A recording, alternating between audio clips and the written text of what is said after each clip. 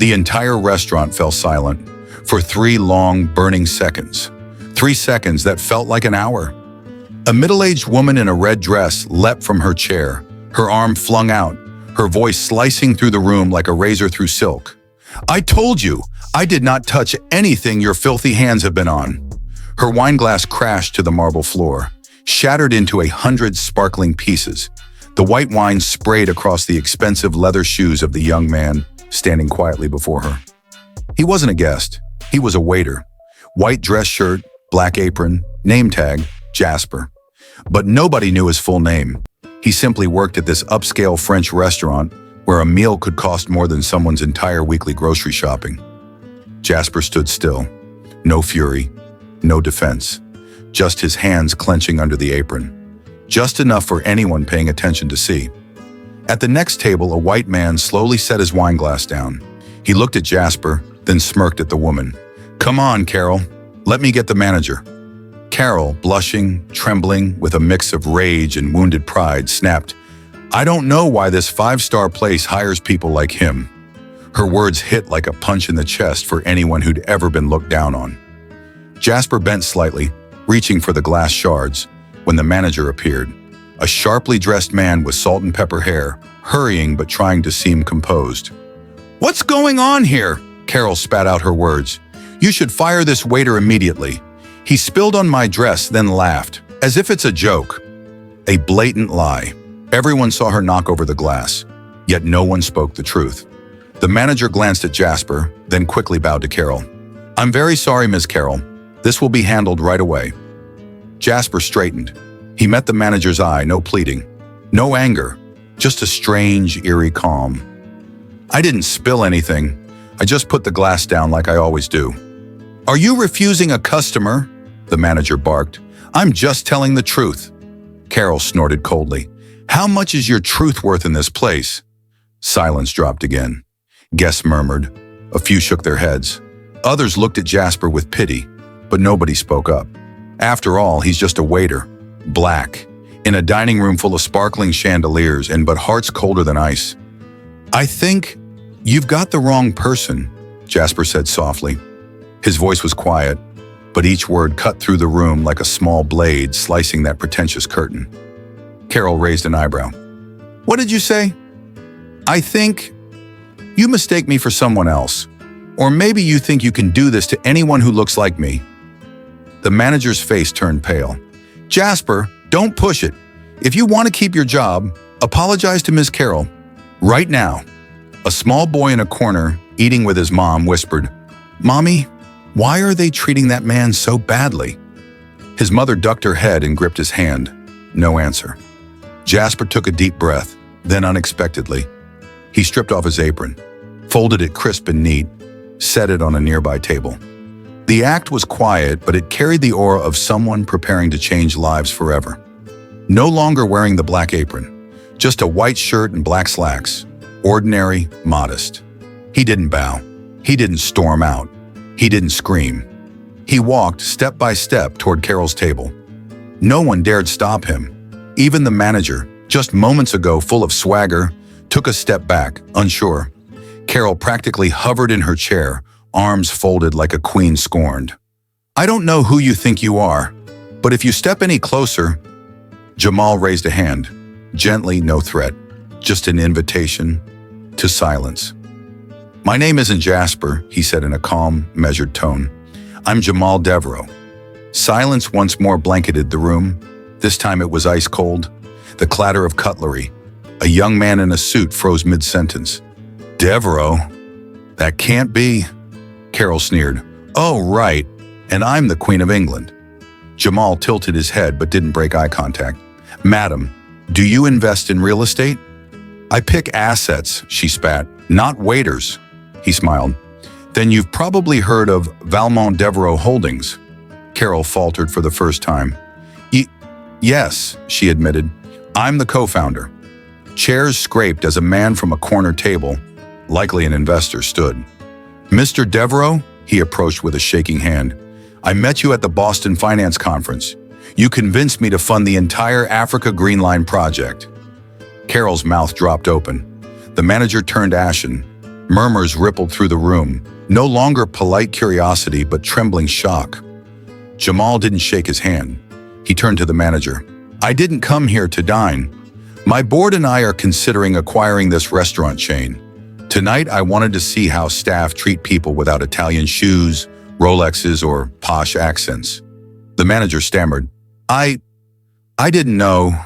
"That's the point," Jamal interrupted. "You didn't need to know. You just assumed that a black man, someone beneath you." Jamal shifted his gaze back to Carol. His voice was icy. "And you, the one who teaches her son to prejudice servers by skin color, you don't deserve to be in anything I own." Carol tried to retort, choking on her words. I didn't know you were." "You don't need to know. You need to understand. The person you call people like that is someone who can fire this entire management team with a nod." An elderly woman rose from a nearby table, eyes misty. She came forward. "Mr. Devereaux, I was your teacher. You were always the only black kid who sat in your seat clutching a book under your shirt, afraid it'd be stolen. I never forgot that look in your eyes." Jamal nodded gently. "Mrs. Spencer, I never forgot the first person who told me, you don't have to be like them to be better than them." The manager erupted. "Mr. Jamal, I don't know what to say." Jamal looked straight at him. "I don't want apologies. I want a system changed. A culture that doesn't use silence to excuse discrimination." Then he turned to leave. But just before exiting, he paused. "I'm buying this restaurant chain. And within a week, every staff member gets retrained. Those who don't respect people, they won't work here anymore." He exited. Night air rushed in. Jamal walked away, leaving stunned faces behind a hush louder than thunder. He didn't take the Mercedes idling outside. He shook his head and started walking home, alone, to let the memories unfold. Some reckonings begin not in the present, but decades ago, in a classroom where black kids sat in the back, white kids up front. It began with whispers. "He can't even add, wants to study calculus?" It began with chalk thrown at his brother's face because he talked country. Jamal watched from the doorway, heart pounding, but froze. His brother Kareem was their mother's light, brilliant at math, dreaming of engineering. But Kareem never made it. He dropped out at 17 and died by suicide at 18. No one ever understood why, but Jamal did, and he promised, "One day I'll build places where no one like my brother is crushed by skin color." He walked to a field behind the old church where the neighborhood held a vigil for Kareem. Midnight, city quiet, memories roaring. He remembered his mother, working 3 shifts as a janitor, hands calloused, school scholarship wasted because she got pregnant with Jamal. He remembered his first job interview after college. "Oh, we've already filled our quota for people of color this year." He remembers being treated like the help, even at charity galas. It stung, it burned, but he stayed silent and built an empire from that silence.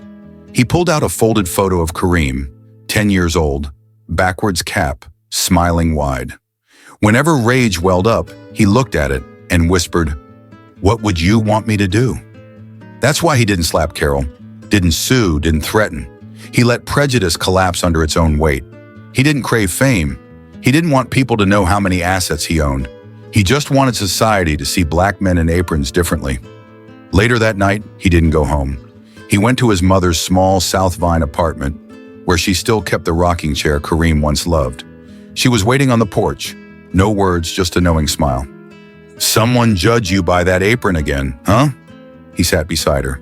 "I just stood still." "Good," she nodded. "When you know who you are, you don't need to shout it." They sat together. No need for words, just wine in the vines, and peace in his heart. The next morning, the headlines were ablaze. Mysterious businessman mistaken for waiter. Black CEO puts bigot in place at Michelin star restaurant. Jamal Devereaux. Don't judge a man by his apron. He refused press interviews. He didn't appear on camera. He just sent a short email to the restaurant group. "I'm not here to apologize. I'm here to teach people how to see another human being." 1 week later, Maison Eclat on 5th Avenue was still gleaming. The prices hadn't changed. The wine list stayed elite. The velvet chairs remained plush. but the atmosphere shifted. Carol never returned. She was banned permanently by Jamal's first email. Anyone who walks in with contempt instead of respect is not our guest. The old manager quietly resigned. No public humiliation. He simply realized his place was wrong. Jasper, another server, Jamal's co-worker, later shared, "I've waited tables for 12 years and never once did a customer say thank you. But today an elderly man walked by and said, 'I'm sorry, I used to be someone like her.' It wasn't about salary or benefits. It was about being seen. Because from now on, no one in that restaurant, waiters, bussers, cleaners, would ever be cast as invisible again. They could be the next Jamal." Jamal no longer worked at the restaurant. He showed up early Saturday mornings when no one else was there. He'd walk into the kitchen, find the old Haitian chef and say, "I'm not here to inspect. I just want to thank you for feeding me a hot pâté sandwich when I was just a waiter." The chef would smile, apron ready, saying softly, "I never knew you'd end up owning the place, but I always knew you were never small." That noon, an envelope appeared at table 4, Carol's old seat. Inside, one white card, one line in simple handwriting.